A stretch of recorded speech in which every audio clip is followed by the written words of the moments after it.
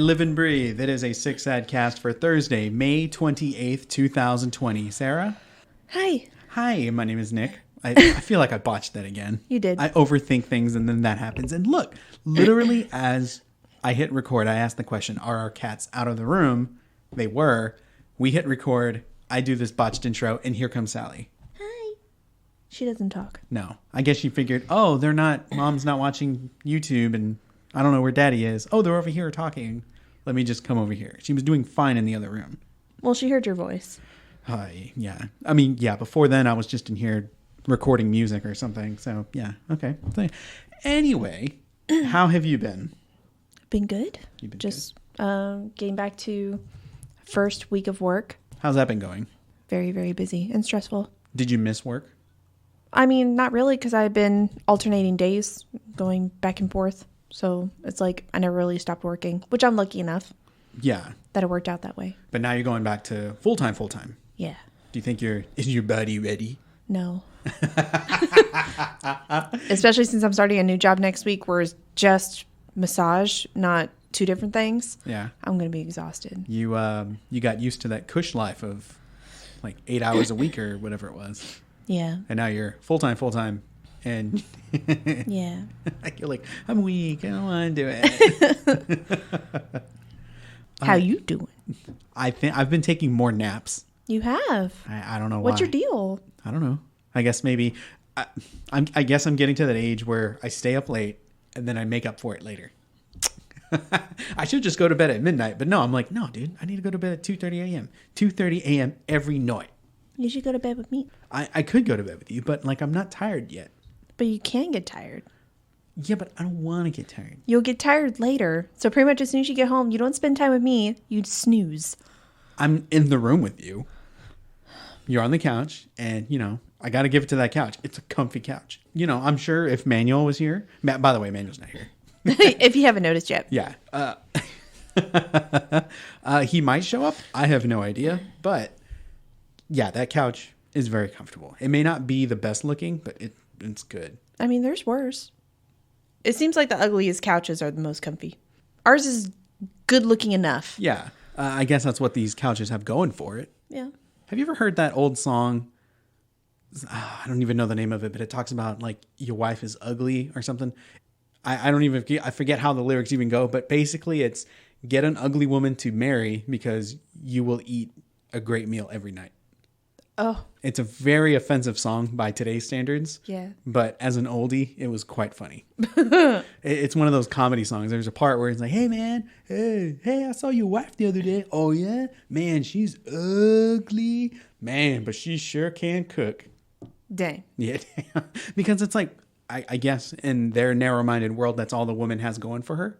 Mm-hmm. So even though these couches are hideous, the only thing that got going for them is like, I'm going to be more comfortable than that nice looking couch. Yeah. Well, shallow-minded would say the ugly ones try harder. I suppose. That also meant like sexually too. Oh, yes. I have heard stories of, yes. Yep. Oh, man. Okay. So that's suddenly very awkward for the both of us. Yes.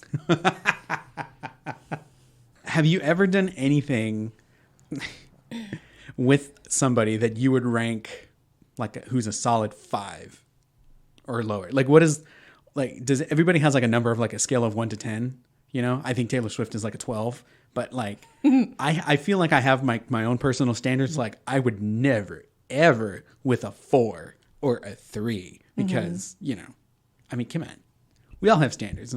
Sure. I want you to think back.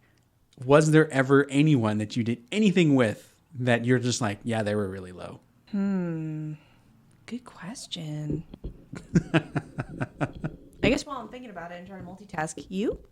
I mean, you haven't had very many partners. Yeah. Well, there was this one chick that I did kind of fooled around with. I'm not going to name names or anything. She was probably like name drop. She was probably like a solid 5. Okay. And it was just a thing. And I thought, meh. Meh. Wow. Oh my God. You know what? No. She was probably a 4. Yeah, I guess she was a 4. But there was another girl that I kind of fooled around. This is when I was at Walmart. There was a girl that I kind of fooled around with. You were a slut at Walmart.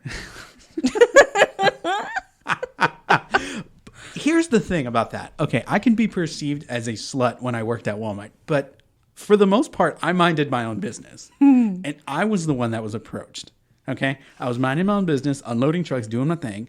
And this girl that she was like the perfect embodiment of like a butterface. She wasn't like an ogre. Like she looked pretty good in the body and all that stuff. But then her face, you're just like, oh, you're like, you fall from like a 7 to like a 5 with your face. Yeah. Like, I don't know what that seems to how it works out sometimes. Yeah. I think it was the way she did her hair and the frame of her glasses were not, had she changed her frames up, I think she could have been like a knockout. It wasn't like a whole lot of things, but she was pretty dedicated to her way. And it was just like, you're not changing that. Okay. So anyway, I'm minding my own business. And all of a sudden she's like, can I bake you cookies? And here I am. I'm like, sure, I'll take some cookies because I like cookies. And so then all of a sudden, like I started getting cookies and I'm not going to say no. I never asked for them. I said, if they're in front, it's like, hey honey, are you hungry? And I'm like, if food was in front of me, I'd eat it, but I'm not going to make you go get me food. And I'm not going to go get food, you know? And I just figured I'm not going to let these go to waste. Effort was put into that. I shall eat them. So yes, I have with about a 5. So it comes back full circle to that offensive song. Oh God. Yeah, I suppose it is. But look, I'm 33. That Nick was 24 or something. I'm not that person anymore. Okay. I mean, Avi, look what you got. I'm totally joking. What? Totally joking. I am not a knockout. Honey, you know you're an 11. Taylor's above you, but you know, it's Taylor. Thanks, babe. Yeah. That's the sweetest thing you've ever said. My goodness, I'm blushing. Okay, now back to me. Yeah, back to you. I think maybe a 4. I know, I see her. Oh, look at how fat she is. Mm-hmm. I love this cat so much. I only wish she loved me enough to let me love her the way I want to love her. I worry about her breathing, though. Anyway, off topic. Okay, but so yeah, I say a 4. You landed a 4. Yeah. Or at least, let like me you turn said, it to around. my standards. A 4 lassoed you. God damn. Okay. Now you I don't want to make myself sound bad, but I had a year or two where I had like 2-week things. They weren't even relationships. We were waiting to see if they were potential, but I'm like, no, you're just a thing. Yeah. And it's probably because I had a codependency problem. I didn't want to be alone. I liked the attention, blah, blah, blah. Yeah. So it's kind of like as soon as I got bored with it, I moved on. I must preface, once the cookie stopped, I stopped. When did they stopped on their own? Like They started to become more and more infrequent. Oh, because she's probably like, this is all I'm going to fucking get.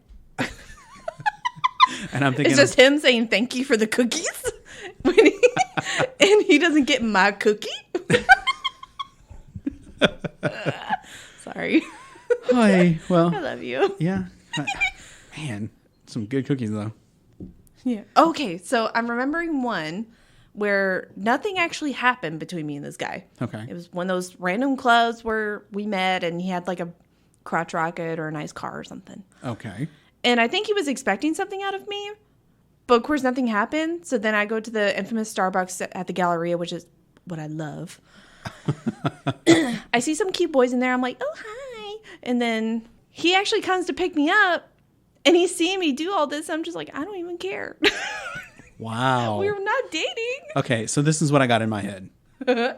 You may have led this guy on. No. Whatever. And Well, then maybe. you and then you and then you went to the Starbucks that you love, and then he rolls up on his crotch rocket in the Galleria, and it's like Actually, just a car. So he drove his car in the Galleria. Cool. I'm kidding. No, he didn't. See, that's what I'm picturing in my head, that he rolls up in a car in the middle of a public mall and he's like, hey, babe. It's not in the Galleria, babe. It was the Starbucks on the corner across the street from the mall. Oh, that's Silly. lame. I'm thinking inside the thing. No, so I'm walking out and I'm chatting up with guys. Yeah. And he's waiting in his car for me. And then I don't think I waved to them when we left. I think I was watching them as we drove away. Yeah. I was so bad. Oh my God. We are such terrible, terrible people. I mean, back then, God. we were young. How old were you when this was going on? Like low 20s? Late teens? Yeah. Yeah. Yeah. It's all a blur. Is it safe to say that you were a bit of a snoot? Yes. Back in Yes.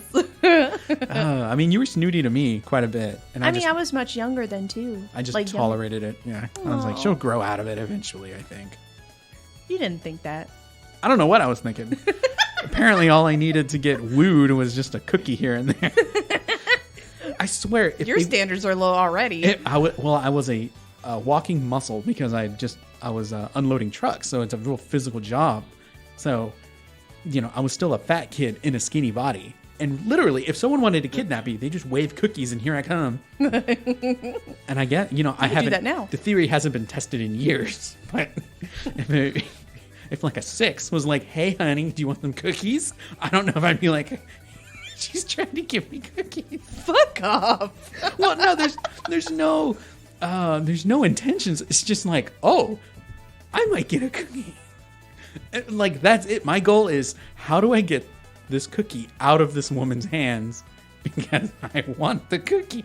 Wow. Wow. But it's not like I'm gonna. She's like, instead of just texting me and say, "Hey, can we make cookies?" I mean, we could, but then I gotta put effort into it. This is already like, "Hey, do you want this thing?" I mean, it could be laced with PCP. It would be on me because I'm taking it from a stranger. Yes, stupid. It would be my fault. But I'm just saying. But which we're gonna learn today to not take things from strangers. Yeah. But seriously, if Taylor Swift was just like, "Hey, I'm gonna make you some cookies," I guarantee you the one fatal flaw that Miss Perfect would have is that she would be the worst baker. Oh, maybe. Like, I have this deep fear that Taylor Swift can't even microwave a Hot Pocket. Probably she didn't eat it. Well, I mean, she's a chef to make her own Hot Pocket. I know, but even the most basic person knows how to warm up popcorn, right? What if she doesn't? What if she burns it every time? I don't think I know how to make popcorn. You just stick it in the microwave, Sarah. I don't know the time or anything. It has it on the bag. If it says 2.5 minutes, put it in there for 2 minutes because you don't want to burn it. Every time that they tell you this is exact, it runs the risk of getting burnt. Okay. Because remember the other day you microwaved the pizza? You put it in exact time and it came out. But that was at work, okay? I don't know the wattage at work. Oh my God. And when I looked at that picture, I was like, I immediately thought, clearly she's never been a fat kid because I would have warmed that sucker up in the microwave and it would have come out perfect. I was called fat when I was 9. What? Why? Because the neighborhood boys were mean. No, the boy actually asked me if I was pregnant at 9. And it's so sad that I remember that because he is such a sweet kid or guy now. Yeah. And I'm just like, the fuck, dude? Does he remember this? Probably not. Oh, okay. Bullies never remember anything they do. Oh, God. Okay. But he wasn't even a bully. He was just being the neighborhood kid. You're just being a lame kid. Because I hung out with their baby sister. Yeah. So they became like my brothers. Yeah. So, of course, they picked on me. Oh, like my 2 other brothers. Okay, wait. So this girl that you hung out with, she had what, 2 brothers? Yeah. Oh, Jesus. Her and I were the same. We were the baby girls. Yeah. And the babies of the family. Yeah. And then we had 2 older brothers. God damn. So you had 4 guys that would harass you. Dude. And give you shit when you were a child. Dude. It was too much. But then when I became a preteen, all they wanted was, well, not them. All they wanted was your Blockbuster membership card. Okay, moving on. You know what? We can actually. No, they wanted my library card. I was going to say we can start referring to it as my Blockbuster card. I love it. Hey Nick, I'll give you some of these cookies for your Blockbuster card. And I'm like, I have a clean record on this thing. I don't want any late fees. Can we get shirts that say, here's my Blockbuster card or something? Oh my gosh. How did we get on this? Okay. Well, because we were sluts. My job, they sent me on another road trip. They sent me to Oklahoma. And, as big as Texas is, honest to God, I didn't think I'd make it out of Texas as quickly as I did. You had said once you get past Dallas, you're pretty much out of there. Yeah. And then I looked at the map again today. I was like, oh, man, yeah, totally.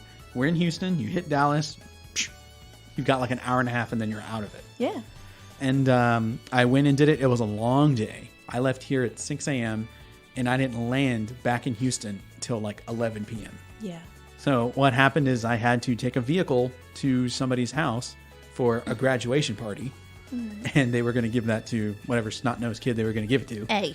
What? I mean, it was a nice car. Yeah. I even said I'd drive it. So it was 7.5 hours on the road. I get there, and I remember texting a salesperson. This was their customer.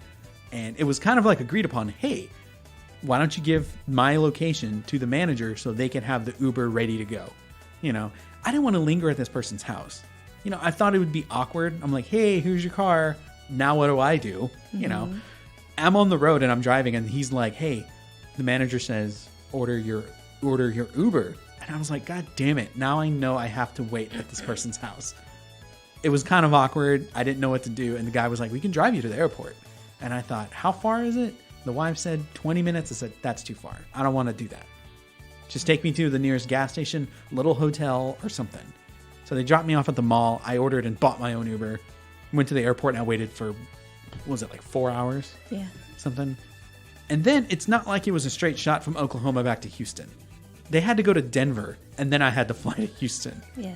And I didn't eat till I ate at like 9:30 a.m. and then I didn't eat again until after I landed. Right. And what a weekend. Which I came bearing food. You did. God damn it, it was great. I bet. Those breakfast sandwiches did not stand a chance. You know, it's those little things. I had just come off the book that I had listened to on Audible called 438 Days, about a guy who was lost at sea. Yeah. For over a whole calendar year. Yeah.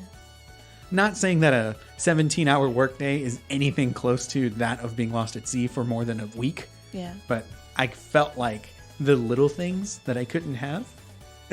If we didn't think about that stuff already during quarantine. Yeah. I was just, oh God. Because it's not like I couldn't eat food along the way. I thought, okay, when I get to the airport, I'll eat. And I get to the airport and like all the food places are closed. Yeah. Except a Schlotzsky's. Yeah. And I looked at their menu and I said, I'm not eating that. And so I thought, I'll eat in Denver. I get to Denver. I have like 15 minutes to get from one end of the airport to the other. I'm rushing because I don't want to miss my flight. Mm-hmm. I have this fear that would happen to me. And now I'm stuck in Denver. Sarah, what do I do? Aww. And as I'm running through this airport, there's a McDonald's. The line is humble, and I think I could do it, but I thought, no. If you think like a fat kid, you're going to get stranded in Denver. And so I had to just, tough it out and fly the whole way back. And I was like, I am so hungry. Poor baby. I was starting to get burpy and gassy because I was so hungry. Yeah. And that's when I know I've hit rock bottom. No. The fat kid in you was crying. Oh, man. And burping. Like, if I had a companion with me to talk to, I don't know if I would have been hangry, but I had a revelation on these plane trips because, this is like my 4th time flying. I'm getting better at it. Mm-hmm. And the one solid thing that got me through this 100% was watching Joe Bob on Shudder. I'm not kidding. Because the first time, when I was going to Denver from Oklahoma, I had told you I didn't think God would let me die on an airplane if I'm watching Joe Bob, because that's just dumb. You're so Thank you. You finished it. Yeah. Check this out. Megan Fox, when she flies, she listens to Britney Spears because she believes God's not going to kill me because I'm listening to Baby One More Time. Wow. And so I thought, Joe Bob, God's not going to let that happen because Joe Bob. And then when I got on the second flight to come back to Houston, I got online and booted him up. And I didn't even notice when we took off. Really? Like when I boarded the plane, I booted him up immediately and I got onto the Wi-Fi and I just started watching it. I realized when we were moving into position, and then when we took off, I didn't even notice because I was watching the movie Heathers or something. Mm-hmm. I think I could fly competently and not be nervous anymore. I just need a solid distraction. Oh, that's so good. Yeah, but if I didn't have my phone, it would have been a wreck again. I guess my ritual is I treat it like how I do if I were to ever go on a boat, that I would not eat before my flight. And I would just gorge when the trip was done. There's only been quite a few, like if there's a layover, I'll eat a little something. But if I could go without, I'd rather. It's just how my brain works. And it's probably because of my issues in the past and what I would do considering with food. Okay. That I just naturally go to, just don't eat. It's my psychological way of controlling the situation somehow. Okay. Or I guess controlling my anxiety somehow. Huh. It doesn't make sense. But yeah, I don't eat before going on a flight. How many hours before? I've really only had early morning flights, usually. Okay, So like it's easy for me to just wake up and just get on the plane. Okay, so if you woke up at 9 and your flight was at 12:30, you just wouldn't eat? Yeah. Okay. And my anxiety would probably already be revving up anyway, which Yeah. takes away hunger too. So do you think if you had a solid distraction in front of you that you'd just be fine? Because wouldn't it be ironic, all I need is something stupid to watch, like a child, and I'd be a better flyer than you? No. Although I gotta admit, we did hit, going in and out of Denver, there was turbulence. Yeah. And the way the crew spoke about it is that it's just a thing, and there's no avoiding it. I don't know why, but the turbulence coming down was way worse than leaving. Yeah. That actually that got was- a little hairy. I think that's the same in Hawaii too, I think. Really? Truthfully, I don't quite remember. Only because I already hate landings to begin with. Okay. They're just so abrupt and rough Yeah. and too shaky for me. But takeoffs, I normally don't have a problem with. So, but there is a little turbulence, which I think there was in Hawaii when leaving. I was like, oh God.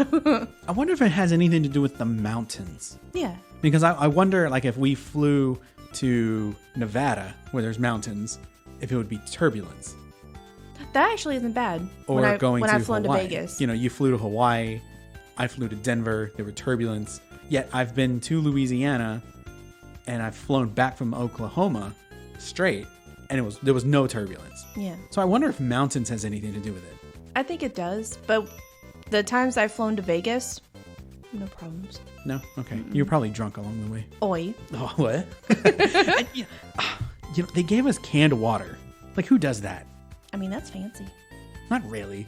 It I mean, kinda it was is. all right. It was okay. Granted, the water tasted better than I was going to give it credit for, but I was really looking forward to a little bit of hooch. And they were like, "We will not be serving alcohol on this plane." And I thought, God damn it! I'm so hungry. The only thing that I want is like either a big sandwich or hooch, and I can't have hooch. Oh, I mean. Oh, so But yeah, you made it. I did. I made it back just fine. And we're going to go ahead and get into some non-news news here before we get into the crux of our discussion here. This whole episode is going to focus around imaginary friends. And what are they all about? But before we get to that, Sarah, in non-news news, there is a man who is requesting a sword fight with his ex-wife to settle a legal dispute. David Ahlstrom of Kansas requested a sword fight with his ex-wife back in January through her attorney to settle their legal disputes once and for all. David said, quote, his ex-wife Bridget and her attorney have destroyed him legally. The judge in this case has the power to let the parties resolve their issues on the field of battle legally because David adding in his filing that trial by combat, quote, has never been explicitly banned or restricted as a right in the United States. He also asked the judge to allow him 12 weeks so that he could secure Japanese samurai swords. Jay. The couple has been embroiled in disputes over custody and visitation issues and property tax payments. David's request spawned from frustrations with his ex-wife's attorney case against him. David said, quote, I think I've met Mr. Hudson's absurdity with my own absurdity. He added that his former wife could choose her lawyer to act as her champion. Nice. So he's like, if I can fight you in a sword fight, I will. But if you want to throw your lawyer to the wolves, I'll kill him too. Wow. It's basically what he's saying. Hudson, who is the ex-wife's lawyer, said, quote, such ramifications likely outweigh those of property tax and custody issues. And he asked the judge to reject the request for trial by combat.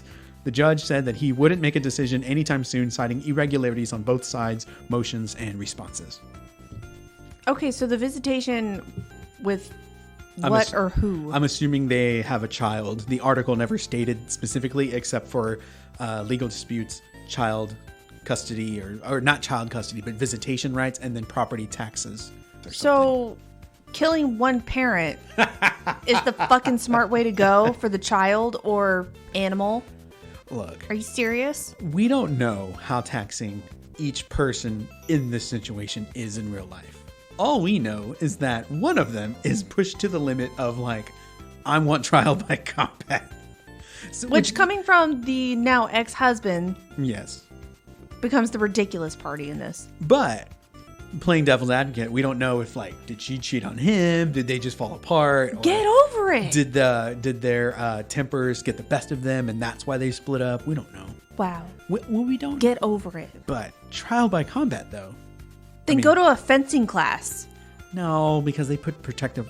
Sarah, do you not know the rules of trial by combat? A sword fight, you still wear padding and stuff. We saw it at Red Fest. Yeah, but if you do trial by combat, you got to kill them. It's a fight to the death. That's so fucking stupid. I know. That's just his way to murder someone without getting in trouble. I'm just saying it's... He's psychotic. It is a loophole that the United States has not officially banned it. It's just an assumption that people wouldn't do it anymore. And so now I think the United States is going to step in and be like, hey, okay, all we needed was one. Fine, we will put in a rule that there is no more trial by combat. I guess that's why the judge needed 12 weeks. And you know what? I totally understand. He's like, I want to do trial by combat. And honey, if you want to have your lawyer act as your champion, I'll kill the lawyer. Because come on, how many good lawyers are out there? Aren't they all backstabbers? They have a stigma. Like Barry. Barry Zuckercorn. Yeah. Lawyers have a stigma like car salesmen are sleazeballs. A genuine samurai sword is not cheap. So if he can't pay his property tax, but he can buy a samurai sword. Wow. What was the samurai sword in Kill Bill? Was it a Hotori Hanzo sword? I haven't It's seen like that the movie finest. since, God, 2002. Where like I remember they made the sword and he was like, this is the finest craftsmanship. This is my masterpiece. Hattori Hanzo. Oh man, Hattori Hanzo. Gonna take another break because Manuel just arrived.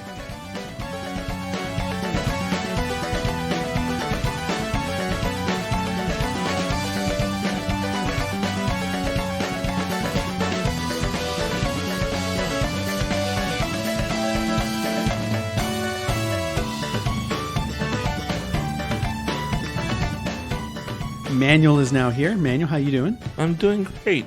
You fell asleep? I did. Oh man. Well, how have you been in the week that we've been gone?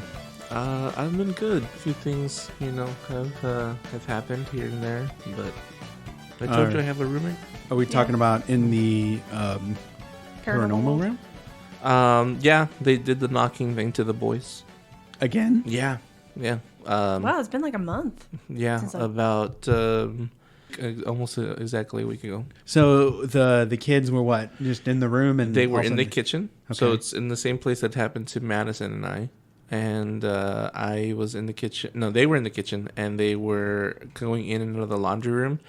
They said that when they went to their room and back, when they went back to the kitchen, the laundry room was closed. And they're like, "Did you close it? I don't remember closing it." And they're like, "No, I don't remember that." And then all of a sudden, From inside the laundry room? from inside the laundry room, No. yeah, Yikes. and they both looked at each other, and we have a roommate now. So Uh-huh. they were like, Clearly it was the roommate. Yeah, did he get here? It seems like there's always an introduction. Maybe. Anytime you get someone new in the house, it makes its presence known. So was the new roommate present for this knocking? No. Okay. So they both looked at each other and was like, I don't think he's here because he works in the morning. He leaves by 7 a.m. He's gone. Okay. Gets back at 5 p.m. every day, 6 p.m. and then rests. And Like, then we this don't happened really like see what, him. at noon or something? And yeah. And so they both just kind of were not officially scared or afraid until they opened the door and nobody was in there. They're like, oh yeah, we are alone. Yeah. So how do you react to something like that? I told him, I said, so, and they're like, well, we wanted to call you. Where, I don't know where I was. I wasn't home. Okay. And they were like, we wanted to call you, but then it was like, what happens after we call? Just tell you, like, hey, we're shitting bricks here, but Yeah. Did they go outside and just hang out? no, they said they went to the room. They just went back to the room. Oh my God. Yeah. Okay. And my buddy Jaime told me about situations happening at his parents' house, which is very similar. It's like, as this was happening simultaneously, something was happening the night that same night or the night after. His mom, it's gotten to the point where his mom can no longer live at her house, at her own house. Is she because of fear? Mm-hmm. That's how bad it is. And so he's been telling me, like, his dad passed away almost 2 years ago. Coming up in December, it'd be 2 years. But even before that, when we would play poker at that house, we would hear noises. And I would set up sometimes before they got there, because they would tell me, like, yeah, you can go through the garage, you can, you know, or whatever. I'll let the back door open, set up, you know? Okay. And so every time I was in that house by myself, dude, I could not wait to turn the lights on. Like, it was such a creepy, like, feeling being there. So, did you feel that you were being watched? I felt like I was about to bump into something. Wow. You know, like, if we turn the lights off in this room right now, and I go, and I'm sitting where I'm sitting, you can tell when I get close to you. Oh yeah. Even if we can't see shit. Yeah. You know, that's how it felt. As soon as I'd open the door or open the garage, because everything's pitch like black, that's what it felt like. And this was before I told him. This was before he even told me anything about that house. I was like, dude, your house is creepy. Like, it is beyond creepy. And he was like, yeah. Then he started telling me about doors opening and closing, noises and stuff like that. But ever since her husband passed away, Jaime's dad, it was it's intensified. And I think this thing wants them to think that it's him, but we don't think it is. No, because what family member would do something like that? Because once they saw that it was scaring them, one can assume that they would have enough wherewithal to stop. Yeah. So she hasn't told everybody, like, the daughter lives, it's only her and the daughter, Jaime's sister.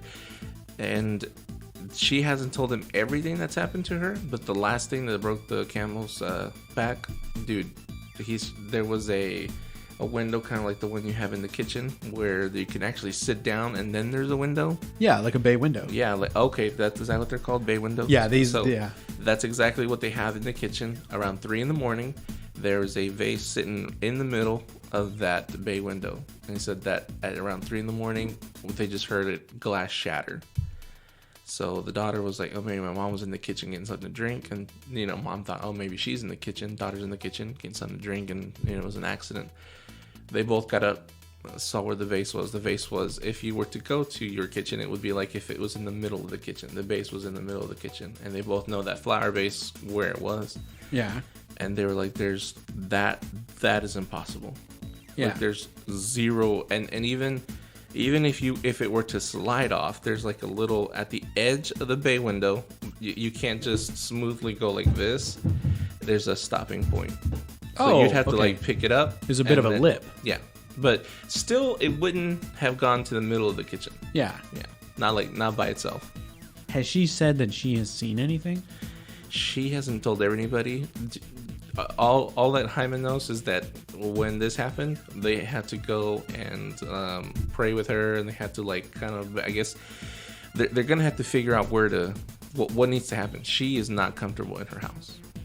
Damn. Mm-hmm. But and then Jaime told me, it's like, my sister told me that more things have happened to my mom that she hasn't told anybody yet. Yeah.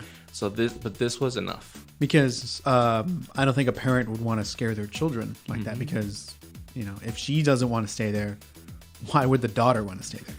And they have a skeptical brother he showed me pictures where, because he's like, look, it could have done, you know, like they're trying to do the measures. They're like, this could have happened this way without any help. And but he was stumped. that day he was stumped. The thing is that was his house before, and he has experienced a few things, but he wants to say, like, oh, it could have been, it might have been, you know. And it's not this. He's like, it was Aurora Borealis. Right. What? Yes. Well, isn't that interesting? Like, I just feel like more and more things are happening as we get closer to the end of the world. The veil between two worlds has lifted just ever so slightly. Except for this particular house that you're speaking of. That is the Hellmouth that was described in Buffy the Vampire Slayer. Oh, man. He gets a one-legged padre to go out there, and he's like, oh, let the demons pass. He's like, everybody get out. Everybody get out. He's a real humble old man. He's seen some shit, but he won't tell you what. Yeah, can we get the guy from Casper? Oh my gosh, what? I don't remember. Yeah, who are you talking about? The weird guy with the long hair. He dressed up like in the Catholic robe and everything. He looked kind of creepy. But this is when the people wanted to buy that house or whatever. Okay. But they were already living in there, I think. So they send this padre in there. And then you hear all this ruckus going on because the ghosts are making fun of them. Yeah. And he comes back out and his head is completely twisted. And they actually puked on him and stuff. Wow. You don't remember that guy? I remember. No. I remember that happening to somebody, but I can't remember who the face was. It's like, can we get that? And he smokes. It's like, can we get that, dude? It's been so long. God, dude, it has been years since love I've seen that Casper. movie. We have it on Blu-ray. Yeah. But we didn't. I got it for like $5 on Amazon, and I was like, "Here you go, Sarah, just for you." In the watched first Casper, there's no Wendy, right? How many Casper movies are there? I thought there was 4. Oh, what? Isn't there Casper I 1, know 2, there's 3? 2. There's 2 live action. There's Caspers. one animated. We are. Oh yeah, blowing- those don't. I'm talking live action movies. Yeah, there's 2. Who's in the other one? Okay, What's so that one then about? I don't know. I didn't watch 2. That's stupid. Why would you do that? That's crazy. It's like, hey Nick, how many live action Scooby Doo movies are there? Technically, there's like 3 or 4, but people only talk about the first 2. Oh. Yeah, did you hear about the Velma and what's her name? Daphne, when they met each other? It's like when they were kids in high school or something. It's real stupid. It was like a made for TV. I don't want to say it was a Disney movie, but it was like one of those types of things. It was Scooby-Doo 1.5. It was dumb. So Origins. yeah, Origins movies. Was that Dumb and Dumber? No, that's part 2. So which one? When Harry Met Lloyd, right? Oh, yeah. Yeah, it was a Dumb and Dumber prequel. Dumb and Dumber 2, and right? Or Dumb and Dumber. Yeah. but that's 3. Yeah, there's only 3. The prequel, the original, and then the Dumber. Oh, yeah. No, there's. Technically, in the timeline, it'll be part 3, but it was the second movie made because then they went back into the prequel that nobody asked for. They followed that trope that several horror movies fall into. When you get to the third one and you don't have a story, what do? You go make backwards. a backstory. Dumb and Dumber did that. Underworld did that. Tremors did that. Horrible decisions, man. Which one was the one played? Because one is played not by the regular actors. Is that the when That was the Sally prequel. met? Sally met. That's the prequel when they were kids. Yeah. Dumb and Dumber, the one we know, 1994. Uh-huh. Dumb and Dumberer, 2003, Okay. and then Dumb and Dumber 2. What?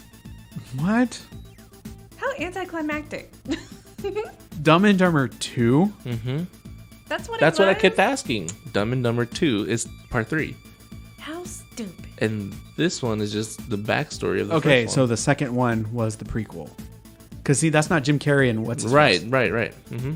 Oh, okay. Wow. Lame. That's it, and it's just 3. Dumb and Dumber 2 should have been Dumber and Dumber. Franchise is from 1994 to 2014. Wow. Man. It's time to get into the discussion of imaginary friends. But before we do that, did either of you have an imaginary friend growing up? No. Sarah? I tried to create one, but I couldn't fake it. At some point, she was just like, this is dumb. I mean, I even drew out my character, quote unquote. Really? Yeah. And I named it Rin, Aw. which then the name Rin was used in possibly an anime. Okay. I feel like somehow some of my creativity is later linked to an anime that I've never seen before. Oh, okay. Like I did that with a paper mache project. And this was in 6th grade, I think. Paper mache. I wanted to have an eyeball with bat wings. So that's what I Okay. did. And it turned out really fucking good, okay?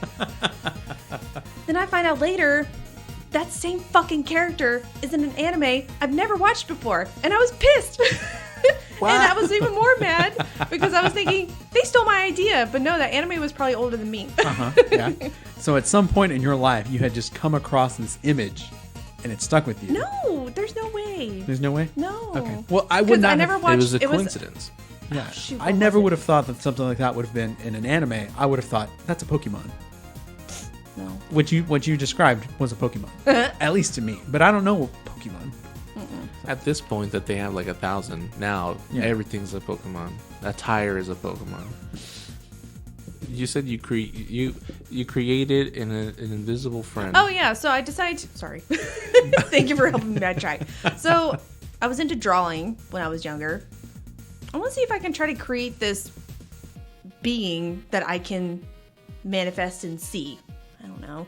So I gave them like the long, beautiful ears that represented the hair, and it had a cool outfit. I was into Zelda then too. Okay. And then I decided to name it Rin, just because I thought it was cool. Okay. And I was like, I can't commit. I could come up with the design and everything else. I came up with a backstory and everything. But when it came time to talk to something that wasn't there, I just couldn't do it. Nope. Did you do it because other people had imaginary friends? No. Or I where think did that come from? Like, I was probably just bored, and I had been by myself for quite a bit because I didn't get along with my brothers, Obby. Or probably Nathan was already in the Navy at that time. And then Robbie would hang out with the neighborhood boys. Yeah. And then, so I just remember in this point in time, I was just by myself. Yeah. And I'm drawing up a character. I'm like, oh, he's here. She's here. yeah.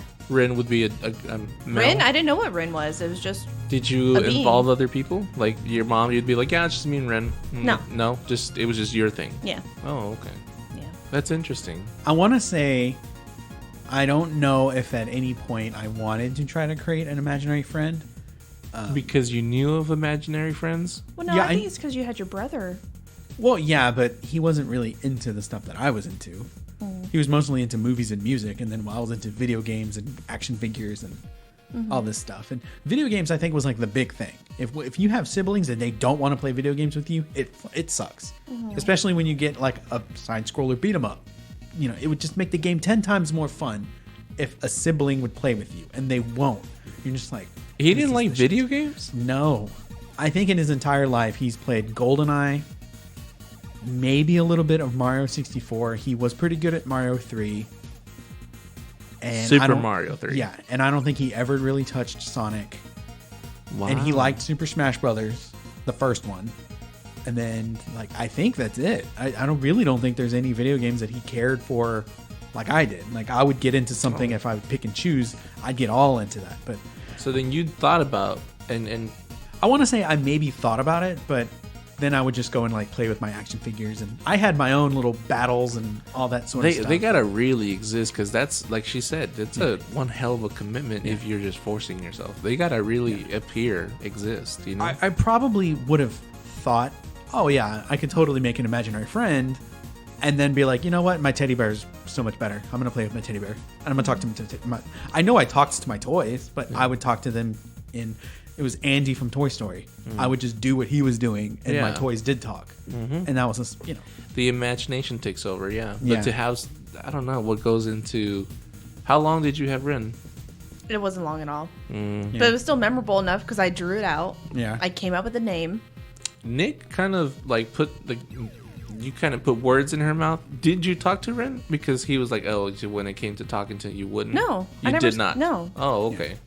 You assume that. You need to let her tell the story, man. Like, what? Well, I mean, she did. She marched through. She came up with a name, a design, and all that. She drew them out. I might have tried But to when it- imagine a conversation, but I was just like, no, I can't. But when it came to like making him come off the page and stand in the same room, and then you got like the final thing is you got to talk to it, and then it has to talk back. That was the part where she was like, you're staying on the page. I just can't. You can imagine the talk, though. Like, if you play with toys, your imagination, there's conversations happening, and you're watching, but also narrating. Yeah. Some Yeah. of the things would just be like, oh yeah, we're going to play football with all my little stuffed toys, and I'd play like, 5-on-5 football or something. Yeah. Like I used to do this thing with like the army soldiers and The Power toys. Rangers. I'm sorry, hold on. The toys were playing football? Yeah, I would line them up and then I'd make them play football. They wouldn't just fight. Oh no, there would be plenty of fighting. Once I got Ninja Turtle toys, like stuffed toys, that was it. Interesting. Okay, I don't think I ever played sports with any of my toys. It would just be fighting, you know, and Yeah. good guy, bad guy, you know. But I do have my teddy bears still from when I was a kid, and even though I had my Ninja Turtles beat up all my toys, they would not harm The bears. my teddy bear. Oh, okay. My teddy bear was like untouchable. That was top shelf toy for me, Yeah. even though it's just a Just generic looking teddy bear. interesting. Yeah. Imaginary friends, according to the internet, I don't know if it came from like a Webster's dictionary or anything. I just Googled imaginary friend and it came up with a description. An imaginary friend is described as a psychological and social phenomenon where a friend or other interpersonal relationship takes place in the imagination rather than external physical reality. Though they may seem nice to their creators, children usually understand that their imaginary friends are not real. The children understand? Yes. Like, I think if push came to shove, they'd be like, well, he's not real. Oh my god. We were going to Disney World, but we literally had one ticket. We gave it to whatever your imaginary friend is. You can't come, you know? And the kid's just like, wow. That's when it breaks. Yeah, It's that's when you want to be okay, like, he's look, not honey, even real. I'll he's take 8. it. Yeah. He's 8 going on 9. We got to break this imaginary friend. He's had him since he was 5. I mean, come on, he's weird. He's a weird kid. No. The other kids are fucking making fun of him. And then they're making fun of me for being a bad dad. I'm not a bad dad. Mom? What? How much did you hear? Enough? God damn it. I feel like that would happen to me. You could break him that way, dude. Just we got a ticket for him, not for you. Sorry. Honest to God, I thought you were going to be like, this is a way to break any kid. Get the belt. Oh, it does not exist. Beat the hell. Wow. Oh, man. I was looking online and I came across this website called healthline.com, and they had this whole thing about imaginary friends that I thought was really meaty. What to know about imaginary friends. Research on imaginary friends has been ongoing for decades, with doctors and parents alike wondering if it's healthy or normal. Research has shown again and again that it's typically a natural part of childhood for many children. Statistically, 65% of children up to the age of 7 have had an imaginary friend. So, did y'all ever know of another child that may have had an imaginary friend? No. I want to say if I did, I'm trying to reach a memory, and I feel like I have one, but to me, it wasn't. It was just like, you're weird, you know? Like, and then like leave. I wasn't observant enough to be like, I want to watch this shit go down. Because that's something that's interesting. That it is, you know? Like, the commitment thing was perfect. Like, you do. Like, hey, we just left. Yeah, you never mentioned Sabrina. She's not with you anymore? Fuck. You know, like, I left her at the train station.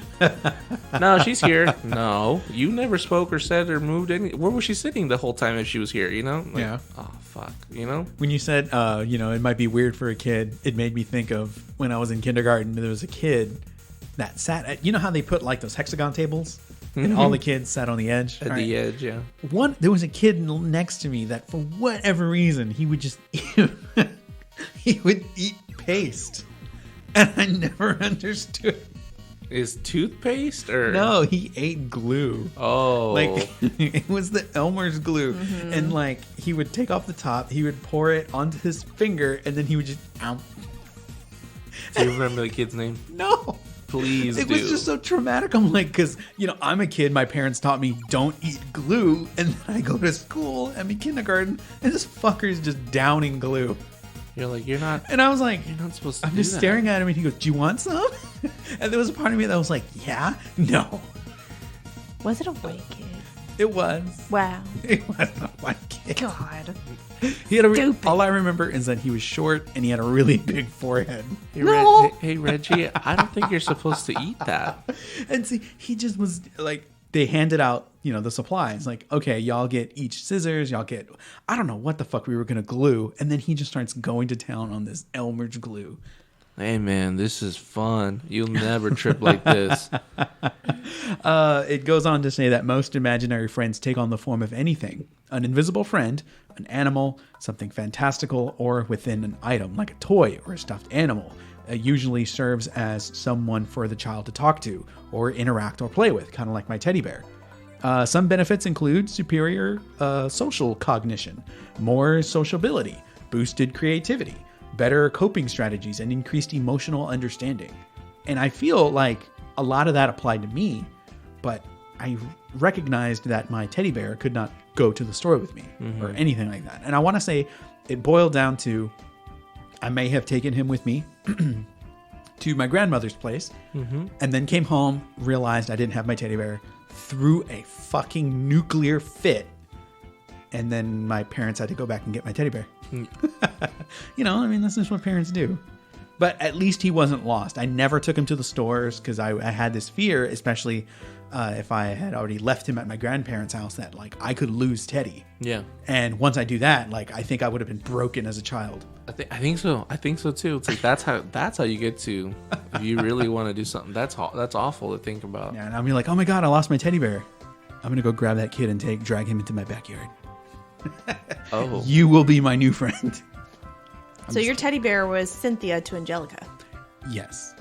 Only my teddy bear did not look like it was put through the ringer like Cynthia looks Nick like. was like, there was respect.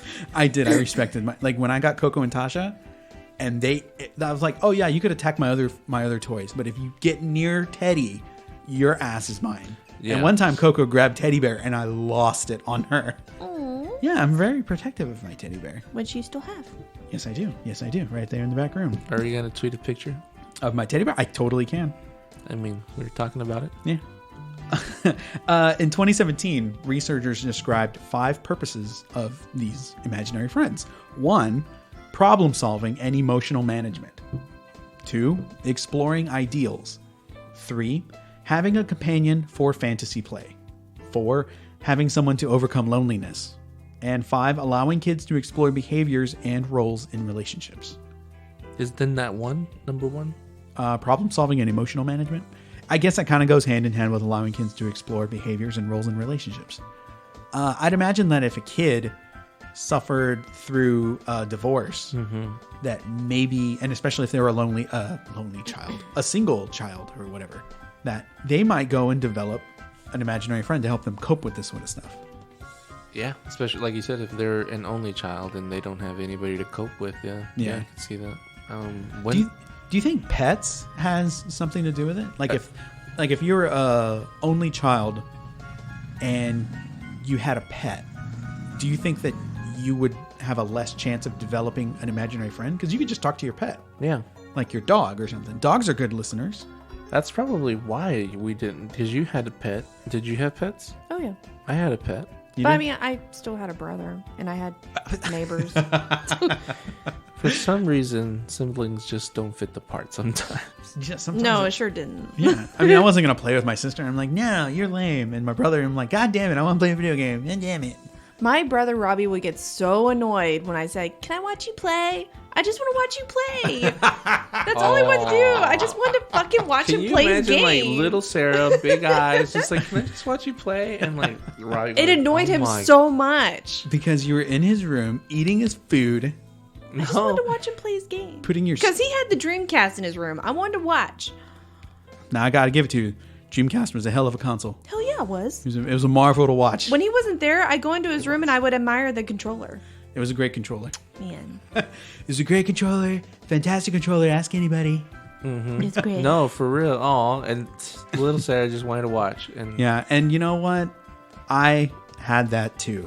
Sometimes Lindsay would just want to watch me play again, and I would get annoyed. I'm like, God damn it. And I think it's just like a personal space thing. Sometimes you just want to experience this like, stuff no, on your this own. this is my journey right now. Like, Yeah. you can't tag along. And, you know, I think one of the things is that if it was like a new game or something that I was super excited for, somehow Lindsay could hear through the wall that, oh, Nick just booted up his console. Let me just mosey on over here and like... She just heard that. She experienced that same thing with me when I wanted it to just be, I wanted to be the center of attention. I totally get where Robbie is coming from because I have had that happen to me. Would your mom get onto him? Well, yeah. Yeah, it's like, hey. But all they would say is just, y'all two play nice. Oh, for us, it was, if you don't let her watch you, we will take the game away. And I'm like, fuck me sideways. Yep. This is my Friday Blockbuster rental, and it's being shit away. Yeah. You know, that sort of stuff. Oh. But see, now I just can watch Niscus and it's no problem. Yeah, it doesn't bother me anymore. I'm a grown ass man. Can you imagine if you still got like that? Sarah like shows up with her like muffin or Niscus, something. can I watch Just you wants to. play? No. Nick's like, oh my god. I just want to kill zombies alone. I'd be like, Mom. She FaceTimes her mother, and I'm like, she's watching me. It's fine. Y'all two play nice. Y'all are married grown adults. Don't make me come over there and take that goddamn console. This is my console. I paid for it. My own goddamn money. She just gives you the look. And I'm like, God damn. Okay, fine, Sarah. You can sit there. Technically, I bought it. Technically, she did buy it. So I bought both of them. Oh, shit. One of them is a gift. But I'm buying the next one, goddammit. How should parents react to the news that their child has an imaginary friend?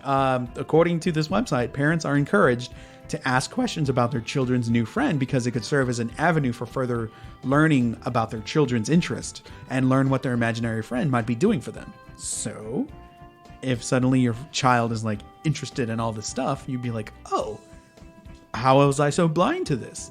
My child wants to draw because he wants to draw with his imaginary friend. I might have an artist in the house, that sort of stuff. Parents, You look at the positive side of things. yeah, I mean, that's what they want you to do. Me, I'm going to be like, can you draw your friend for me? Because I want to see how fucked up he looks.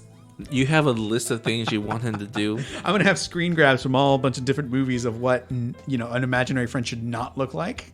And if it falls in the ballpark of any of these, I'm like, we're going to... Like Z, which is what started this whole thing. which is a jacked up thing. According to this, parents are encouraged to play along, like setting an extra place at the dinner table for their friend, or ask if their friend is coming on trips with them. Like you say, hey, you want us to set up an extra spot in the car? Hey. If a child or their pretend friend becomes demanding or causes problems, then parents should set boundaries. Setting boundaries can serve as a good teaching moment. I don't know. He's like, oh, your imaginary friend is telling you not to pay attention in school, huh? Well, Mr. Belt has something to say about that. Damn right. God damn. So then what? You walk into a room, you close the door, and just let him hear everything, and then you walk on, and you're like, you're next. If I did that to your little you friend, spank your child, then that'll set them straight, and they'll tell their imaginary friend, like, hey, I just got spanked because of what you told me to do. yeah, you'd be like, I can't do that anymore. what is it? It's like, Vin, tell your imaginary friend. Rin. No, Vin. Vin's your son. This is my child. Oh, that's right. Vin is my daughter. Remember that. Oh, that's right. Your daughter, not your son. Your daughter. I'd be like, Vin, I want you to tell your friend to hold my hand. We're going to go in the next room and we're going to have a talk. You're stupid, Dad. My friend doesn't want to go anywhere with you, Dad. I don't even think she's making eye contact. She's just talking to you while she's on her iPad. Oh, yeah. Just She's looking down the whole disinterested. Like, what are you going to do? time. Yeah, what are you going to do? Idle threats?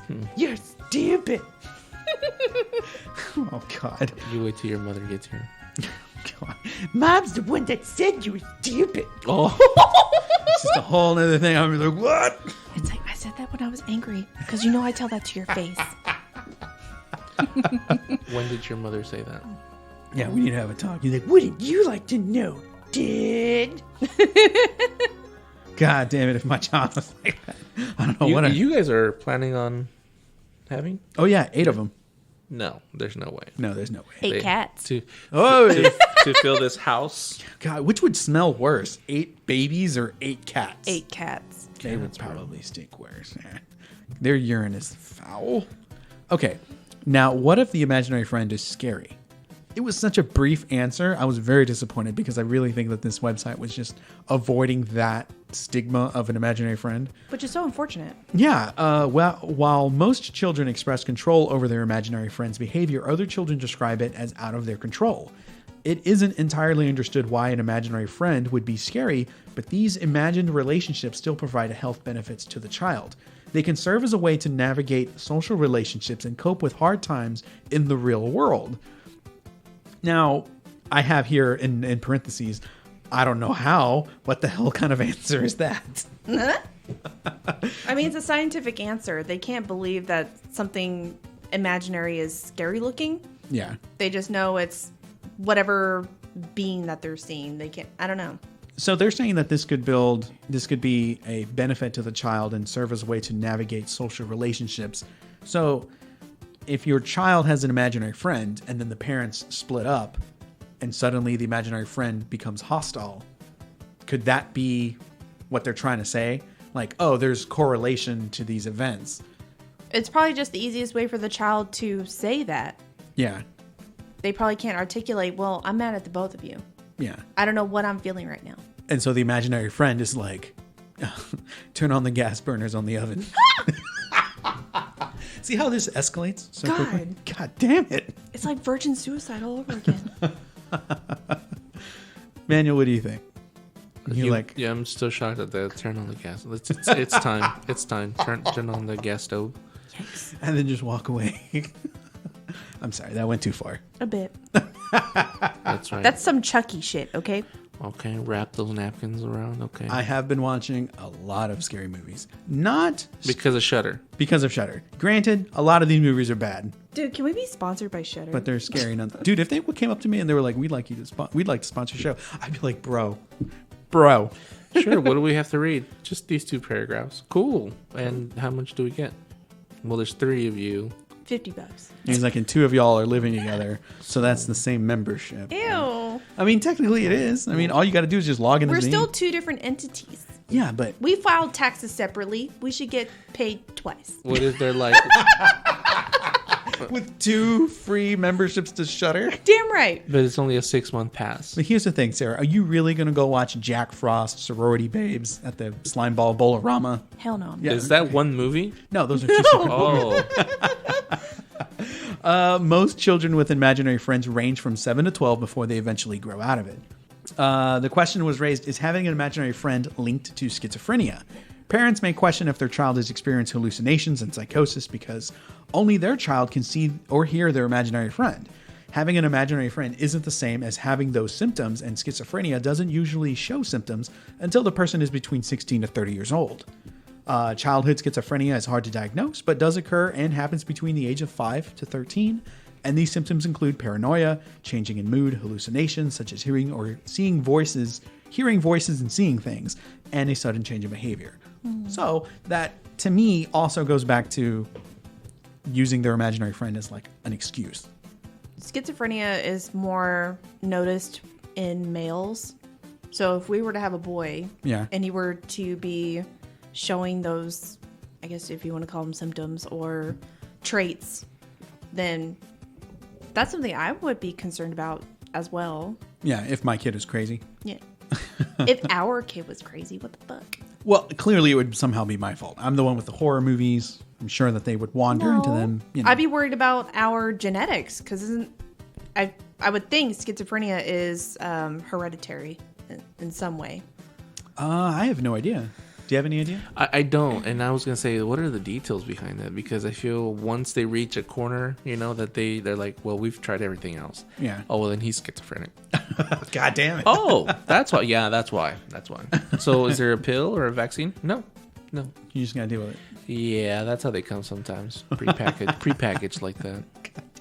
Right? But then, I don't know. And then a lot of schizophrenia cases are linked to people thinking that they're possessed or something spiritually is happening. Yeah. Which I would, if my kid said, Dad, I think I'm possessed by something, I'll be like, God damn it. I knew, like, it goes to me being like seeing and watching all these movies, and I'd be like, I 100% believe you. And Sarah would probably be the one who's like, do you honestly think that that's true? Yeah, why not? That's what he said. Someone being possessed doesn't know they're being possessed most of the time. Oh, okay. So what if they say there's a monster in my closet? They're not being possessed. They're stating. No, this is a totally different example. Oh, okay. Like, I feel like, oh, okay, those fucking monsters, let's go. And then Say, I'm gonna, let's turn the lights on. Let's look. and then I look and there's a possum, and I'm like, ah. That's a different monster, all thing. right. Yeah, that's a different situation. I click on the Mom, light. there's a monster under my bed. Honey, is it a possum again? I look down and it goes, That's kind of scary. of course they're scary. They hiss. There was an instance. Have you guys ever dealt with a schizophrenic person? Oh, Schizo? no. I thought you were going to say Schizophrenic dealt with a person, possum no. before. Oh, no. So you were we here. have. Yeah. No. So there was a pregnant woman who wasn't showing yet, and this kid is normally very calm. I'm trying to let me set it up. We're at this house where we know that there's a schizophrenic child man, and we get there and he's very calm. He's chilling. He's doing his minding his own business, playing with himself, his figures, and he's like entertaining himself. Okay. This girl who's pregnant, who's not showing yet, shows up, and he like drops what he's doing, and it's like, what's the word? He becomes like Maybe catatonic. okay, perfect, yeah, Okay. something like that. And so then we carry on the conversation. We're having tea, like normal, whatever. And then he gets up from his chair and he runs right to the girl, and stands right, like she's sitting down, stands right in front of her, mad, like he's about to like punch her or something, like he's gonna do something, but he doesn't. He just stands in front of her for like a long time, and then points at her stomach and says that the baby is going to be okay. But he said it in a very angry way. He looked angry, but he did Oh. not say it like that. And this person was told that because of her undisclosed medical issues, the chances were that baby was not going to make it. Wow. Oh, okay. That was her first baby of 3 now.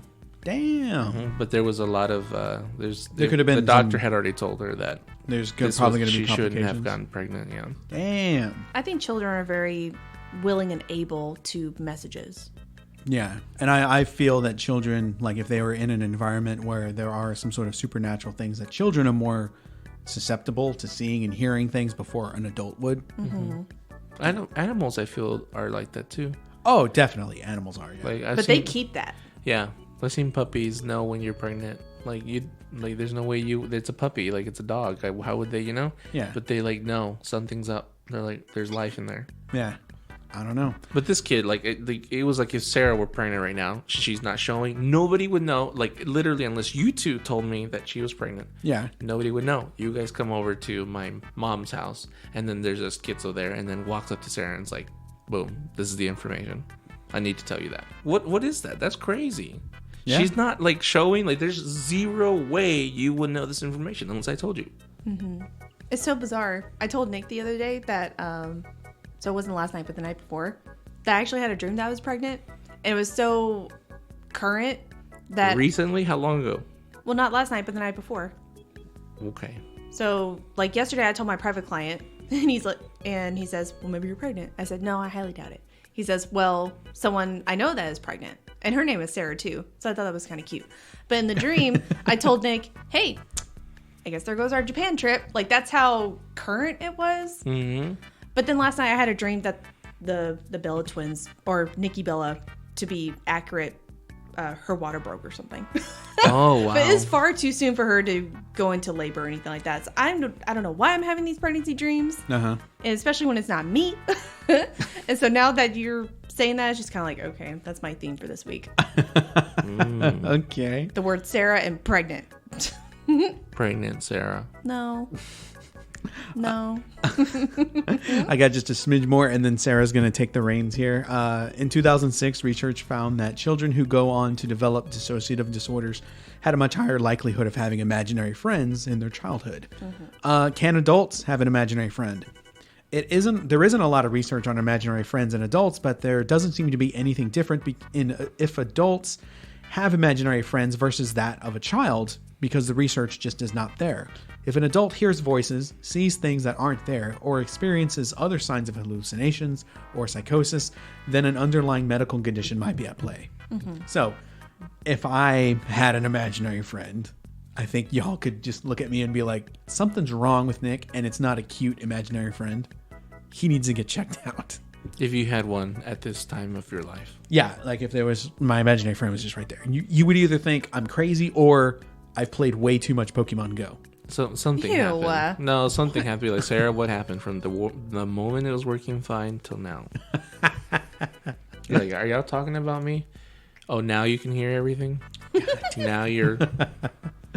All right, Sarah, that was all my imaginary friend stuff. Okay. What were you able to find?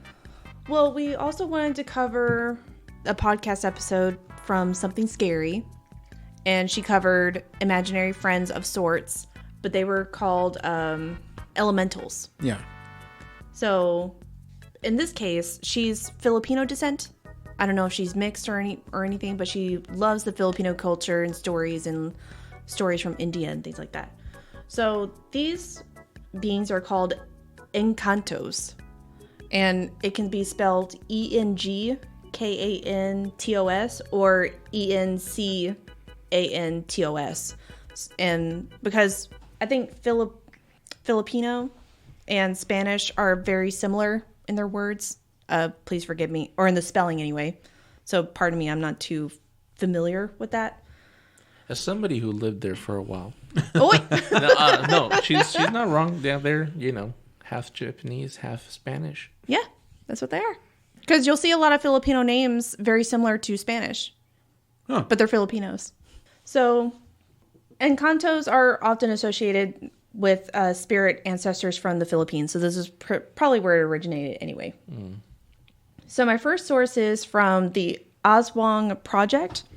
So Encanto, according to folklore, is an environmental spirit that has a human form. So they can look human, but I think for us to better see them and identify them, they'll take human form. But I read in the same article, but I didn't type it in here, that they'll have flaws. So either they'll look like, the half man, half horse. I think they can look like that too. Encantos occupy a space in the environment which is not openly accessible to us. However, this environment has portals, and there are certain schedules when they open and close. Oh, okay. It's like 3 a.m. and... No, it's actually a day or 2 days during the week. I think I wrote in one of these stories, but I'm not sure. But I read it on one of the pages that I saw. Someone had said Tuesdays and Fridays, if you're going to play in the woods, you have to say you have to pretty much say in their language, pardon me or forgive me, because that's their day where they'll pass through their realm and interact with ours. So even if you don't see them, you have to say, I'm so sorry, like pardon me or whatever. Wow. And excuse yourself. Yeah. And it has to be if you pass in front of a tree that's over 100 years old. So like humans, Encantos also get old, sick, and they can even die. They have the ability to cause ailments, depression, and confusion among human beings. They can mislead travelers and kidnap those that they like or those they pity and bring them to their realm. They seem like good beings, but they also can seem pretty bad. Oftentimes, Encantos are thought of as fallen angels because of their appearance and supernatural abilities. It is a theory that the earth we live is made of 3 layers. So the lower level, which can also be called the underworld. Hell. That's how I took that. No. Serves as the space for lower spirits. So not that they're lower in rank, but just that they dwell in the earth's lower layer. So they may not be so pretty. So demons. Hell. Maybe. That's how I took that. Fallen angels. Maybe. It didn't say. They're being real vague. We don't know. The middle layer, which is where we dwell. We are the cream of the Oreo I love how cookie. they put dwell, because we... It's such a sad word. We just dwell. And, of course, the third layer, which can also be called the sky world, is the space of higher beings such as Encantos. So Encantos are meant to represent a higher spiritual being, of course. So not like a god, per se. We are made in his image, so... I do want to say, I probably left out the extra part of the lower level, but oh well. Yeah, we can interpret it as hell. It is believed that some of these higher beings used to mingle and interact with human beings. Some even had relationships and had kids with them. Nice. Which may be reason why some have higher connections to higher spirits, which is why maybe we have psychics and mediums and spirituals. Oh, because someone came down from above and boinked Fell from above and made, Fell in love. made whoopee. Yeah, Because the heart wants what it wants. sure. sex isn't always about love, though. Sometimes. I mean, but also a higher standard then. Oh, okay. Let's so not pollute you're Sarah's saying segment. that sometimes... This is leading to where we don't want it to go. Trust us. We were already there before you got here. Yeah, we were talking about, giving it up and all that sort of stuff. And we decided first to time? start referring And to ranking people. Yeah, we're like, people are like a scale of 1 to 10 and blah, blah, blah. It was a whole thing. But we decided to start referring to it as, well, what do you think they wanted? Your Blockbuster card. Yep. So they Some just wanted their people Blockbuster listening card. From because people listen in Europe or something, right? Sometimes in Mexico they're like Blockbuster. Oh. No, but Blockbuster's pretty epic. Blockbuster right? was a huge Hell thing. yeah, it's epic. Yeah, they put it in the Marvel movies. They know. Yeah. Oh, that's right. Yeah. Okay. Captain Marvel. Due to humans taking advantage of the Encantos like we always do. Who are... God, we do that to Indians. We got to put our hand everywhere, man. We do that to... Now, Mexico, Yeah. because Mexico used to take over half of the country. Anywho, who were trying to help and teach us new technologies and healing methods. They placed a veil between their world and ours, and only allowed chosen people to interact with them. Purportedly, the souls of human beings who have spiritual relatives from these two earth layers will go there when they die. I want to say that the lower level was those that haven't completely passed on yet. So it's kind of like their You mean purgatory. Yeah, there you go. Yeah. The thing that, oh no, I'm not going to spoil it. The theory of Lost, because Manuel's here. Oh, it's purgatory? Oh. Have you heard of the theory? No, I haven't. No. Honey, we don't care. We're not going to watch it. And you even stopped. He stopped watching it again. I hit that brick wall and I was like, I should keep going because I don't have that much to go beyond what my memory has. Because once I hit like season 3, my memory really starts to fade and it would just be like experiencing it new all over again. And I just cannot get to that point again. I hit that episode wall and I'm just like, meh. Meh. Okay. Well, you know, what's interesting about purgatory is that it's not in the Bible, like in the traditional Bible. The Mother Church added that. But then the Mother Church does have access to a lot of the books that weren't included in the Bible. So I feel like the Mother Church made it up to help families cope with maybe the people that are stuck in the in-between. But it's not in the King James Version. Nothing about purgatory exists there. So I don't know. But then you think about like, okay, when you're in purgatory, the church used to tell you, if you pay money to us, we can pray for them to get out of there. Church always wants money. So I don't know. It could be something that it's legit, but they monetized it, you know, or it could be something they totally made up. So we'll be right back. I'm going to put y'all in the suspense for the stories because that's what I have coming up. Sarah, we're live. Take it away. Are you ready for some stories? She's going to do some BDSR. Is that right? Oh my God. Do the whole segment like she's like, ASMR, honey. Oh, why can't I ever remember that? But I knew. Yo, what the fuck is BDSR? I thought it was what I would. Hey, I didn't even notice he said it wrong. I just knew what he was talking about. BDSR, isn't that the masochist stuff? It used to be No. BDMSR, is what I used to say. BDMSR. This source for this one story is from Reddit. And the title is Don't Take Anything from an Encanto. Oh, okay. So before you got here, Nick was saying that something about like his standards that all a woman had to do was just offer him some cookies and he'd be like, okay. You got me at cookies. It's basically what. Damn it. I was easy then, and I was trying to defend myself. I'm probably still easy now. If someone tried to lure me with cookies, I'd be like, I'd have to think about it. Yeah, but you just be like, this seems safe. And you just keep going forward. And Sarah's like, Nick, don't. It's not safe. Yeah, but There's no immediate danger. if I was a child, I'd be kidnapped. So now just think it could be an Encanto. Oh. Elders always say, never take anything from a stranger in your dreams. It's an Encanto trying to, quote, own you. I first heard it when my sister once dreamt of a good-looking stranger trying to give her flowers. Thankfully, my sister didn't take it. My grandmother said the Encanto would follow her anywhere as if he owns her, had she accepted the flowers. Oh. And it's not always a bouquet of flowers. Sometimes it could be as innocent as a sheet of paper or a piece of candy. My Lola's advice was simple. Whatever it is, don't take it. Money. I would fall. Damn it. I would fall. You're a gambling man. That was more than a decade ago. My grandmother already passed, and Encantos have already modernized their craft. And I have heard they no longer do this exclusively in dreams. Have you ever wondered who are those people giving away free chocolates on Valentine's? Or maybe those agents who hand over real estate flyers with no contact details? Or maybe you've seen the old people who would force you to take a rosary from them. Be careful. And P.S. I'm currently looking for my grandmother's old notes about Encantos to share with you. I never would have thought of any of that stuff.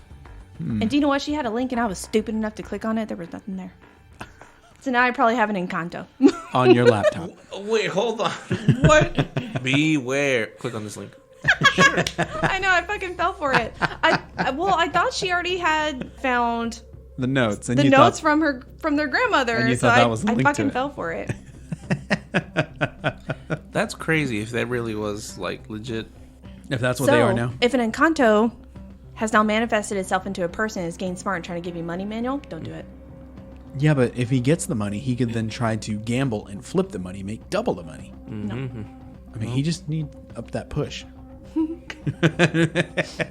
So my next source for these two stories, I guess if I can fit them in, is by alexmcastillo.blogspot.com. And this one is called Love Affair with Encanto. I was a 4th grader when my classmates and I observed Elma, the nanny of my cousin's little baby, talking to somebody outside our classroom. However, we didn't see anybody with her except the few-month-old baby Carlo. My cousin, who is a teacher, lives just outside the school campus, so the nanny took Carlo to the school ground to play. We didn't pay much attention to her because we thought she was talking to the baby. By supper time, our other cousins asked Tate to accompany them out our cousin's house because Elma was missing. It turned out that she was hidden in the corner of the rooms when she shouted for help. She was panting and sweating all over. According to her, a man was chasing her on horseback named Elmo and was asking her to be with him. The men in the house helped her, but she was stronger than all of them. We knew by then that she was possessed by an Encanto. When she becomes sober, she and the family members were transferred to the house of another cousin. My father, along with some male cousins, it's a lot of cousins. It must Do you know what? be Hispanic. Side note, it reminded me of when she said they call other family members just cousins. It's like, Really? yeah. So, my father, along with some male cousins, slept in the house but couldn't sleep because invisible men hurled gravels at them, attacking them. The stones came from every conceivable hole of the house, from the windows, doors, To the wall. Sorry. and from the little gaps between the roof and the walls, but none of them were hit. So meaning none of the men were hit. This made them very frightened, so they abandoned the house. Meanwhile, loud knocks were heard at the door of the house where Elma and my cousin's family members were transferred. My cousin's husband opened the door, but didn't see anybody until they heard Elma talking to someone, but they couldn't see who. That made the whole village very frightened, so small children were not allowed to go out after dark. Prayer vigils were done in the school to ward off evil spirits. Meanwhile, several shamans, even from neighboring towns like Masbate and Bicol, were summoned to perform pagbawi, which literally means to take back Elma's spirit who had been in the Encanto world. Full moon came, and the last ritual of pagbawi was done where Elma was brought to the school ground to face Elmo. She was instructed to tell Elmo that she didn't love him, he should let her go away, because they come from different worlds. Elmo supposed to have appeared from nowhere, wearing a white suit and white shoes, riding on a white horse. A soldier cousin supposedly fired at Elmo, but he disappeared in thin air. It was supposed to have witnesses by several people, but I don't know exactly now if the, quote, vision of Elmo really appeared. After a few days, Elma was brought to her hometown in Mondragon, Samar, but she died just a few days later. Several other beautiful ladies were said to have been courted by Encantos, especially those that are fair-skinned. Oops. Oh, okay. Sarah, beware.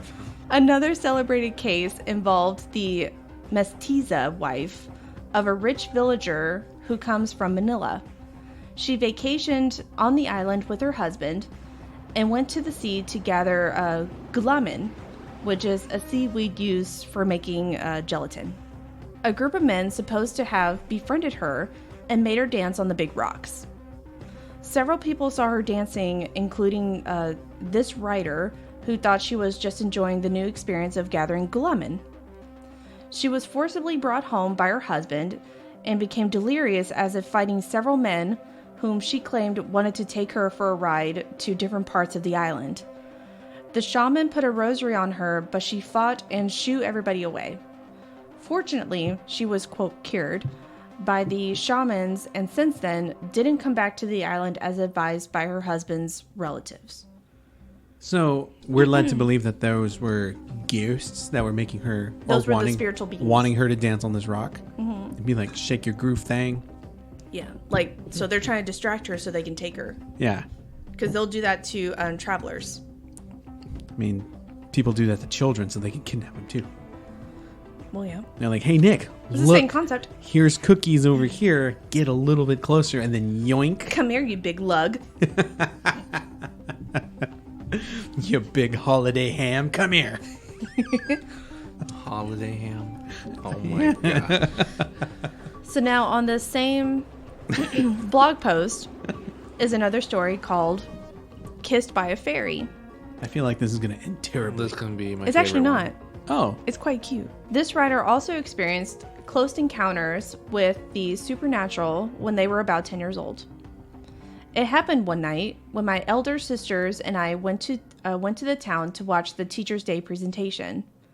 Only Nane and Tate were left at home to care for our 1-year-old niece, Amy, who was staying in the house because her mother was working in Manila. At dusk, Tate was carrying the baby on the porch and said something like, "Poor child, nobody's taking care of her," when suddenly she smelled a sweet aroma coming from the direction of the street. Nene, who was cooking dinner in the kitchen, also smelt it and asked Tate what and where the smell was coming from. Even our next door neighbor smelt it. Unable to explain where the sweet smell was coming from, they just ignored it. The smell lingered until the following morning. When we arrived later, we were met with the unusual sweet smell of the house coming from the room where Amy was sleeping.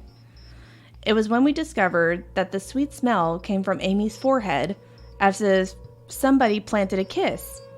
Nene said that the fairy could have pitied Amy, and the supernatural being kissed her on the forehead. That's cute. You know, that's And the cool. only thing that's left behind is the smell. Yeah. Was it of rich That was my hand. mahogany? Oh, Or was it of like vanilla? I don't know. They just said it was Just a said rich sweet smell. Which makes me think of cupcakes. Okay, so I went ahead and found 5 random movies that feature imaginary friends. The first one that I thought of immediately was Inside Out, Pixar, and it was Bing Bong. He was almost forgotten again. Bing Bong is Riley's adorable imaginary friend created during her early childhood, but as Riley grew older, she stopped playing with him, which left Bing Bong out of a job and lonely. Now, when I saw this movie with my brother in theaters, Bing Bong, for whatever reason, really connected with my brother. And then in the part of the movie where he sacrifices himself for the greater good. He does. He does.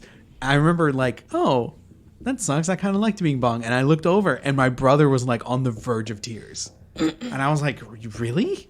Bing Bong of all things that we've sat through together. That's what Bing I love Bong? about movies. Every movie's not for everybody, right? That you Yeah. don't reach a certain, but like some movies hit some people hard. Yeah, it didn't hit me hard. I was just like, oh man, that sucks. But it's for the greater good. I mean, what The Lady Gaga movie made you guys cry. It didn't make me cry, but I could much. see how some people like it would be you know, and I don't know what you guys relate to in that movie. There's so much. A lot happens in that movie. you know? Everything she does brings me to the verge of tears because it's so beautiful. Yeah, what is that new song that's out now? Rain on Right me. on me. Nick, you were like on the verge of tears. What? I don't Over know. and over again, like all fucking day. She had been like, I had been at work, of course, and she had been off, and she had apparently spent most of the day watching the music I video. wasn't off. I worked too. Oh, you were? Yes. Oh, It okay. came out Friday. I was at work on Friday. Okay. Well, you I were just home. watched the music video when I got video. home. Okay, but you were home long before me. Yeah. So you Yeah. like Rain on Me more than Stupid Love.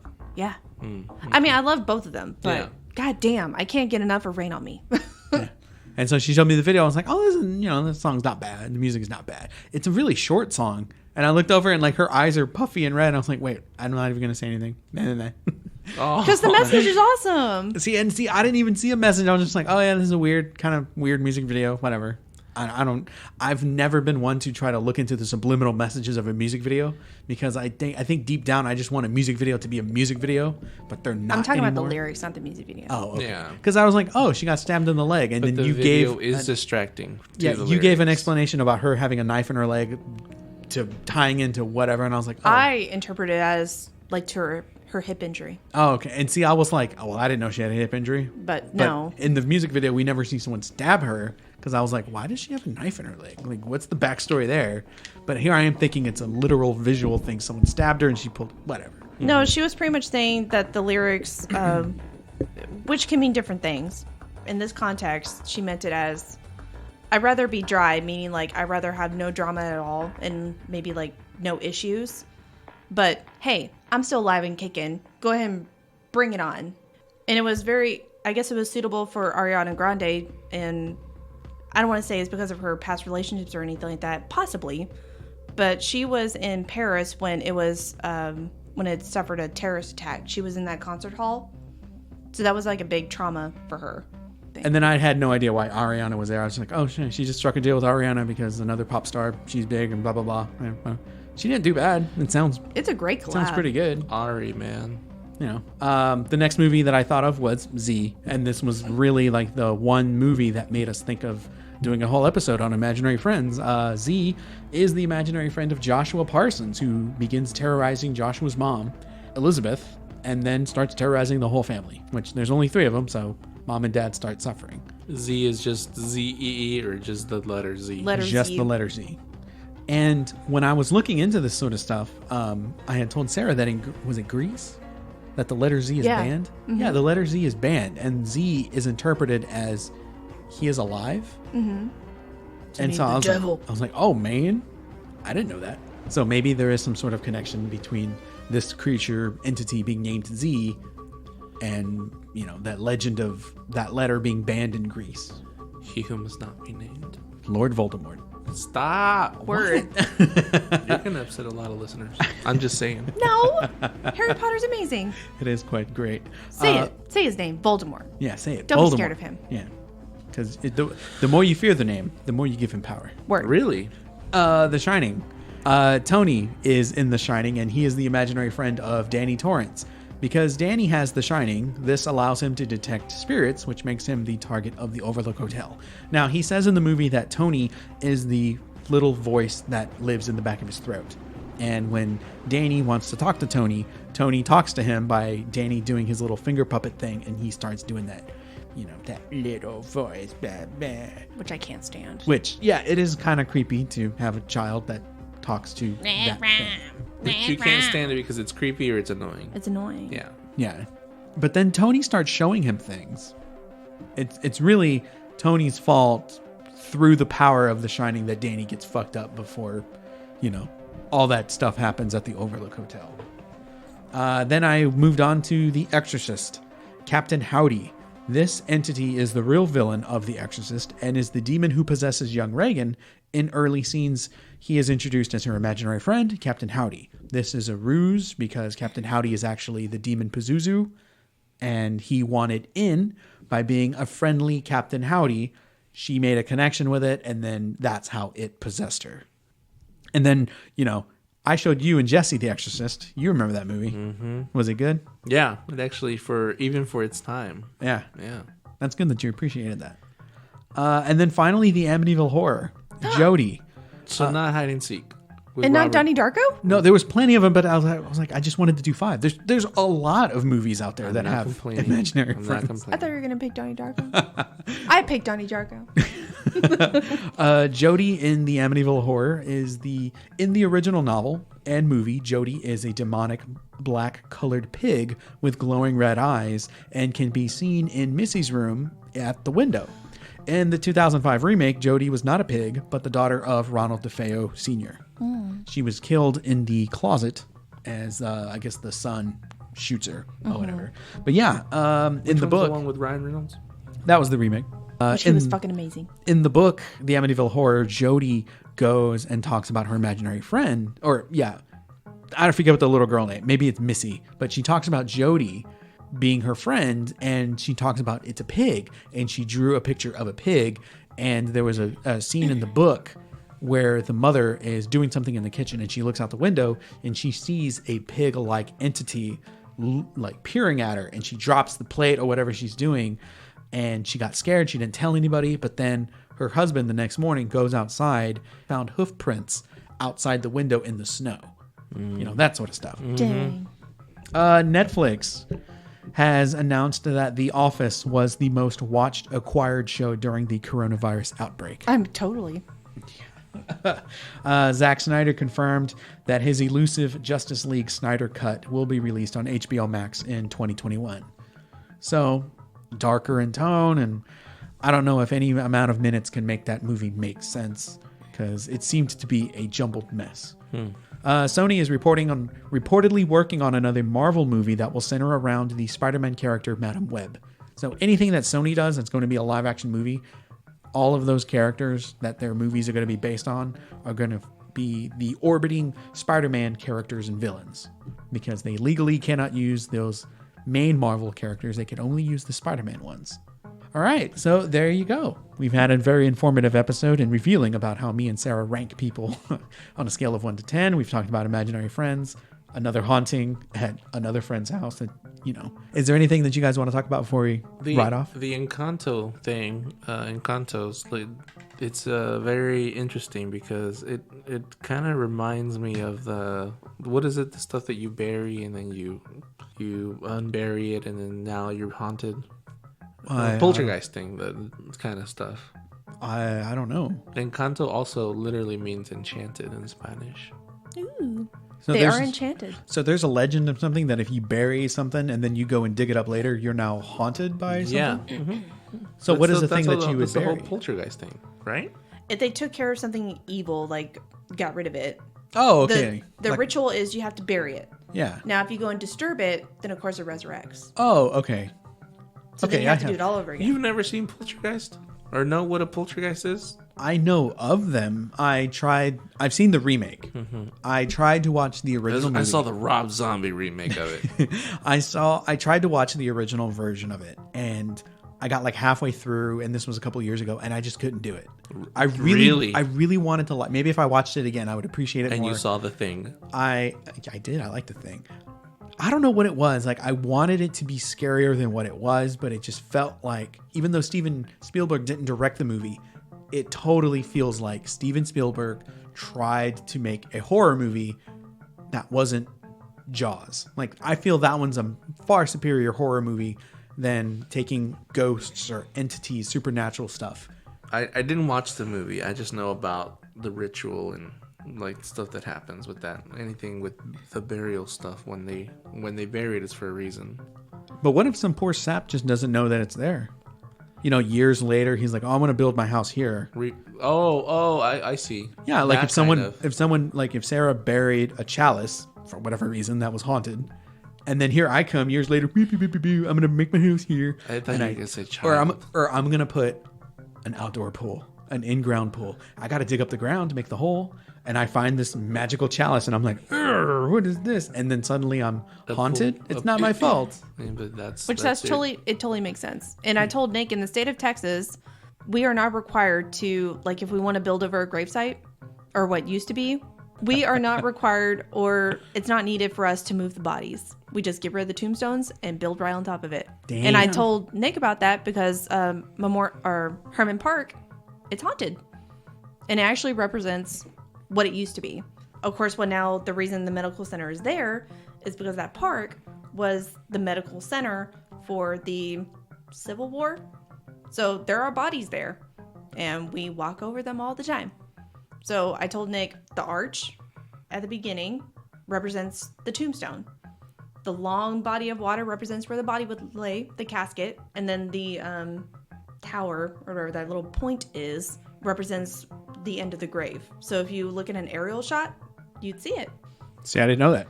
And I don't go there, so y'all go walk on that. I did a ghost walk there. Did that tree bear any fruit? I mean, it was cool to walk in that park at night. Is it spooky? I thought it was peaceful. It was only spooky because there are homeless that sleep there. Oh, okay. And then, of course, we did see some couples kind of like walk around and have like little sit down talks and stuff like that. Yeah. But it was still very peaceful. Sarah, I think it's your pauses or something. Like, you give my imagination enough time to, like, come out. Like, I don't know. Like, right now you're like, there's like a couple, and then... See, and then I immediately thought, fucking? Yeah, I don't know why I did, and then she said, and then we looked over, and they were sitting down, and I was like, and they're giving each other head, like that's what I finished it with. Wow. Y'all are just a bunch of dudes. I thought of it, but I didn't say it. And then I was gonna leave it in peace. And then he's the one that was I'm proud of you. yeah, I'm getting better at this. And Manuel's getting worse. Sex does not make a show, guys. God. I think next week is just going to be a regular ho-hum episode unless something changes and then we do a deep dive into something else. But who knows? Did I tell you I finally attempted, I saw a good deal and tried to buy a belt Oh. from eBay. Okay, so yeah, Manuel, you won this past season's fantasy league. We all chipped in money for you to buy a championship belt. Mm-hmm. Have you decided what belt? I finally decided on a belt. The price was right. Okay. And it was on eBay. So I just pulled the trigger without consulting the masters. I didn't tell David. It's not our decision for you to buy a belt. No, but David and Nolan have experience. So okay. like you want to, I thought he was going to say, without consulting Madison. Oh, she wouldn't care. Yeah. But so I did it. And as soon as I did it, I had this weird feeling. And I was like, I don't know. These pictures do look a little weird. And so I messaged David, and he's like, "You're not on eBay, are you?" The first thing he said was, "You're not on eBay, are you?" And I was like, "Hey, I got Nick's belt off eBay. It's not all bad." But the recommendations, no. Okay, and so what was wrong with the pictures? Were they fuzzy or something? Some were really good, and some were fuzzy. Like there was like 9 pictures, but like I said, some were good, most were fuzzy, and I was like, "Why?" I sent David the link after I purchased it. Yeah, and he's like, "This is a scam." Wow. Didn't even I think he took all of 2 seconds, and he was like, "This is a scam," and I was like, "But he says that their positive feedback is 97," and he's like, "Who doesn't have 97?" And I was like, "You're kind of right. Who doesn't?" And so then I was like, "Damn it!" And so then I messaged him and I said, "Hey, can you send me other pictures of the belt? Because some of those pictures weren't great quality." And the buyer responds, or the seller responds, and he says, "Yeah, as soon as it's finished, I will send you more pictures." And what? I was like, the belt wasn't finished? Right. So I was like, "Oh, so you build them to order, like as an order comes in?" Or he's like, "Yeah, we just sold the last one, so we're making more."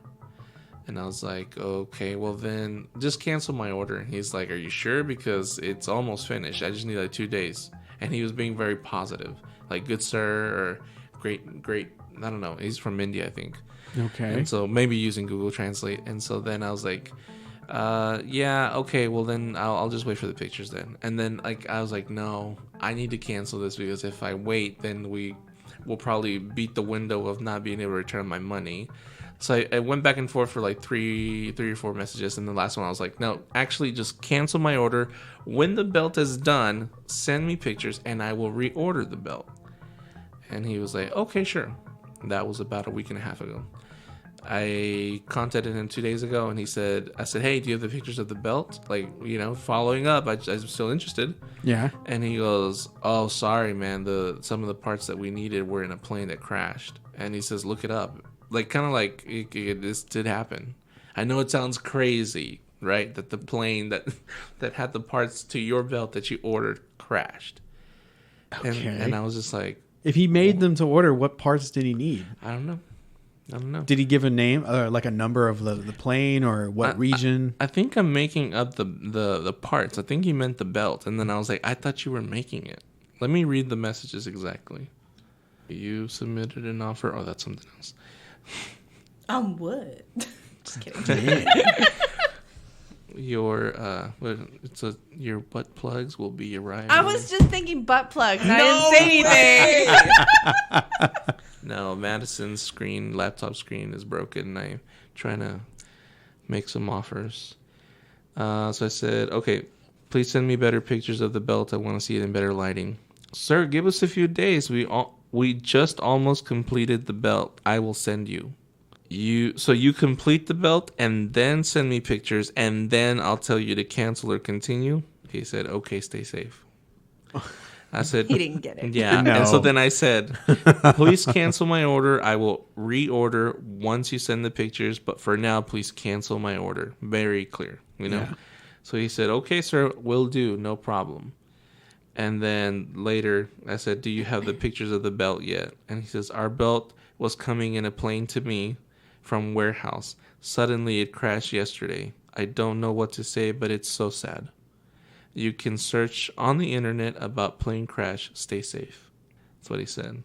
And you didn't ask him. It was like, I thought you were making the belt. You know what? I'm going to reply right now and say, weren't you making the belt? Yeah. Like, wait. So, And then when was this plane crash? yeah. Like where? Or So- was there a number on this So plane? it was yesterday. So the day I messaged him, it was the day before.